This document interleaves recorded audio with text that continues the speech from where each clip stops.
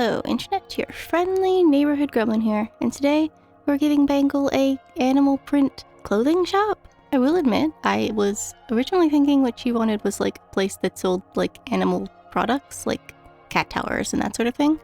But no, she wants a clothing store full of things with animal print on them, or things that you can use to dress up as animals, I suppose. And I am greatly out of my depth when it comes to making apparel stores in Animal Crossing, because they have so few shelves, and the shelves, you can't like individuate the colors. It's stressful. So really we're just gonna put a bunch of things on the walls and hope for the best. So you can let me know what you think about it down below, or share any of your apparel related decorating tips, because I could use them. This is absolutely the longest build we've done in a while, and mostly it's because I flounder a bunch. So I really hope you don't mind watching that, because there's a lot of it. But actually, I think what I wanted to talk about today was the Mandela effect, which sounds random. I was listening to a podcast, Morbid, and they were talking about the Berenstain Bears thing, and I've never had anyone to share my opinion about that with, and I don't know, I think it's interesting. I've never heard anyone else feel the way I feel about it. Essentially, I just get hung up on the wrong things all the time, like the live-action Cinderella movie, where they just swap the sisters' names. They don't give them new names, they don't make them different characters. We have the short, dark-haired Drusilla and the tall, red-headed Anastasia. But instead of Anastasia being the redhead, she's the other one, and vice versa. I don't understand. Did nobody notice this? Like, was it some sort of like weird oversight? Were they just trying to fuck with the world? I have no idea. It upsets me greatly. Anyway, Berenstain Bears. So essentially, if you're not familiar, the entire world remembers it being Berenstain, spelled E-I, and on the books and everything, if you look at them, it's spelled Berenstain, A-I. But I do think it's just that people are remembering incorrectly because everyone was pronouncing it Berenstain Bears, because I remember very distinctly being like, why do we pronounce it Berenstain when it is spelled with an A?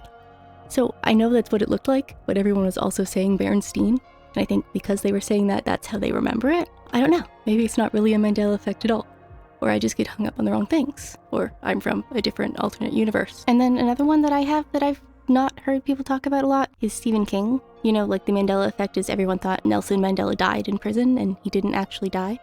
I thought Stephen King died. In 1999, Stephen King was in a really bad car accident. He was a pedestrian and a man in a caravan hit him. It was bad, and I just thought the man was dead until I was like 14 and started reading his novels and realized he was still publishing novels. Though I'm assuming that what happened was I overheard my mother talk about this accident. She was also a large Stephen King fan, so I'm sure it was a thing she might have told people, and I had just assumed that he was dead because he was in a very bad car accident and I was a small child. In my memory, he was also hit by a bus and not a Dodge Caravan. The world is weird.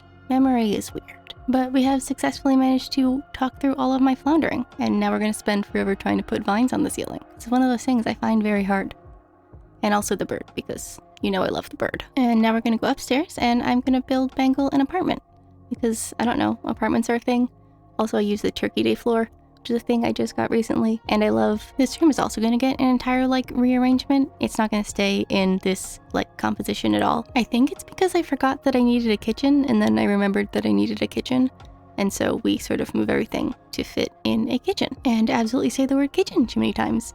But I don't know how else you would phrase that, except just using like non-specific nouns instead.